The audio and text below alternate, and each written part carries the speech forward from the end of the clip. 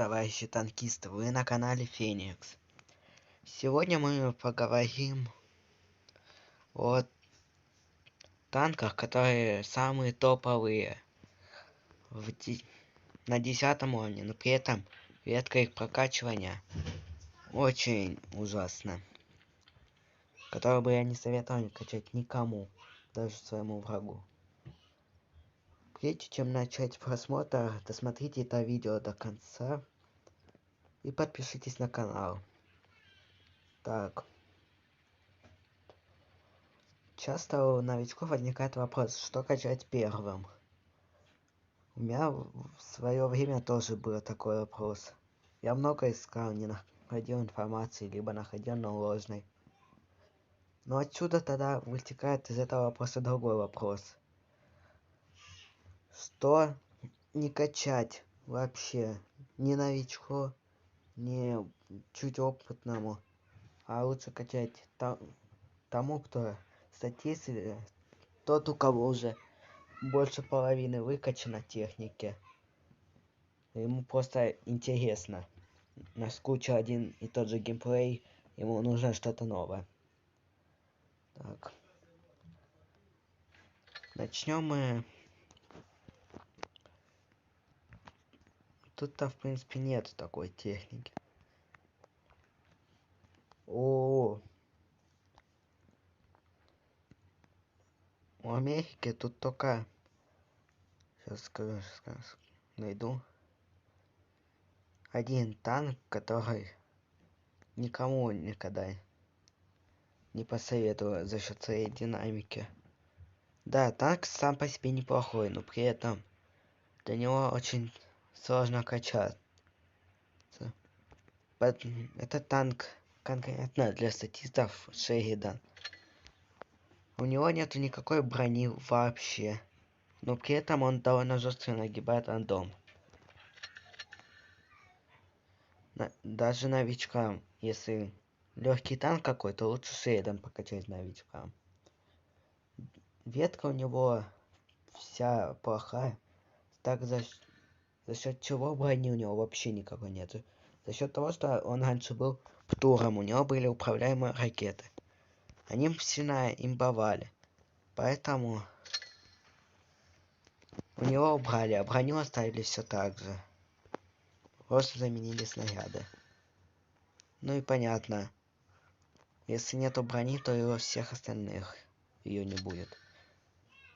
Единственный танк, стоящий покачать ветку, это для интересного геймплея, это Т-49. Легкий танк, на минуточку, с пушкой калибром 152 миллиметра. Я не знаю, что тогда разрабам пришлось, чего они обкурили, чтобы дать легкому танку такую пушку. Так, теперь пойдем дальше.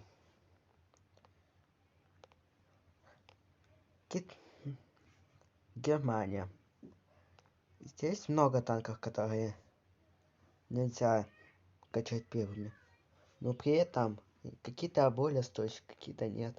Но самый стоящий, как мы говорили, топовый десятка, но при этом ветка ужасно качания, прокачки. Это Гриль. Сам танк по себе хороший.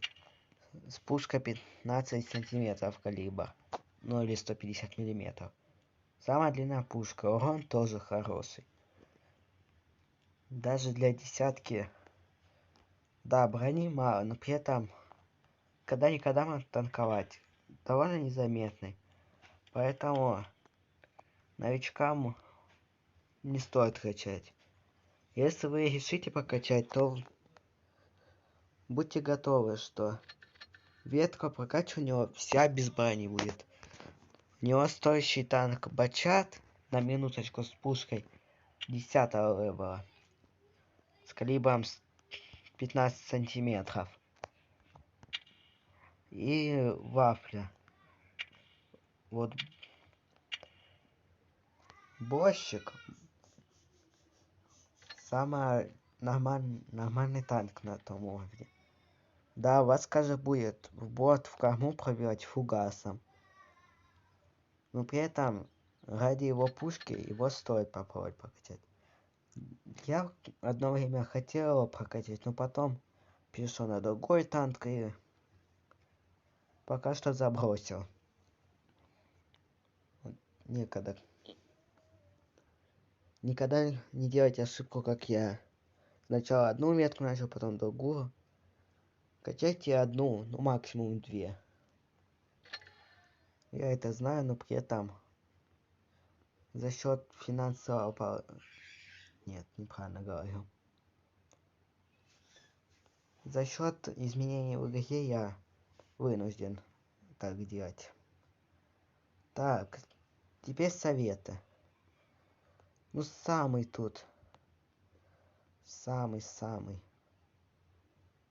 Я вам скажу, не рекомендуемый танк для уровня. Это у нас Т-100Т. Сам по себе танк довольно хороший. Да, статисты могут поспорить мной, то что танк топовый. Но при этом до него качаться очень сложно. Тут, в принципе, и нету стоящих танков, чтобы качать. Для геймплея, да, интересно, но при этом не советую. Да, еще я хотел бы уделить внимание ИСу-7. Статисты сейчас будут спорить. У него аж рикошетная. Десятка, да, топовая. Броня, все такое, рикошет, все можешь отравить. Но при этом ветка прокачивания очень туга у него. Поэтому не советую. Качать в первую очередь. Еще бы что не советовал качать. У советов. Это вот любую ПТСАУ первый. Потому что без наличия свободного опыта у вас ничего не получится. Да, получится, но при этом вы очень сильно ударите по статье и тому подобное. Потому что четверка, пятерка и шестерка у них полное говно. Не побоюсь слова. Су-100 еще как-то пытается отыгрывать на позицию, но при этом ей не хватает. А вот потом приходит Су-152, Су-100 М1. Это уже, да, прям имба идет для своего уровня. Всем известная Британия. Тут даже новички должны ответить, какой танк никто бы не рекомендовал бы качать. Ну, я сразу скажу. Это всем известный ФВ-215-183. Танк сам по себе топовый. Учитывая, что у него самый большой калибр для уровня. Для своих. Вообще в игре. Урон массовый. В минуту. Не самый большой, но довольно мощный.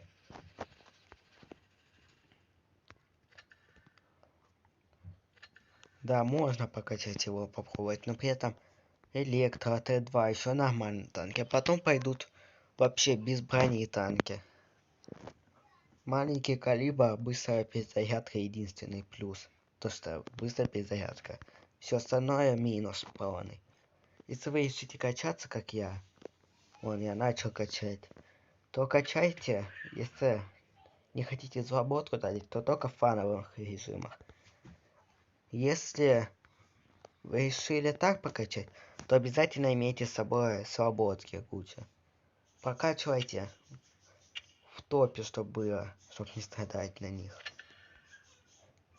Да, можно было бы и ФВ-4005 сюда включить, но при этом по сравнению она еще как-то держится на своем уровне.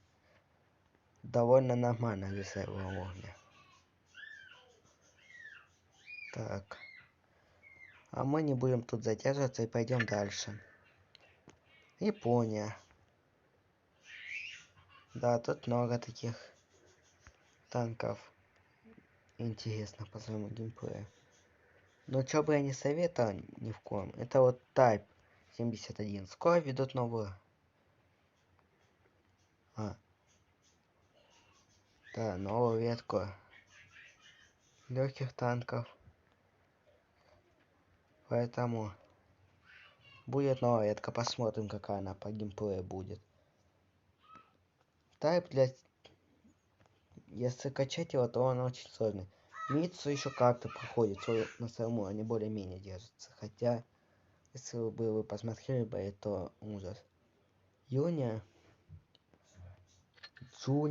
как его все по-разному называют. Я вам так скажу. 5-й уровень это имба для 5-го уровня. 5-й уровень не пробивает. Зато 6-й все его будут прошивать.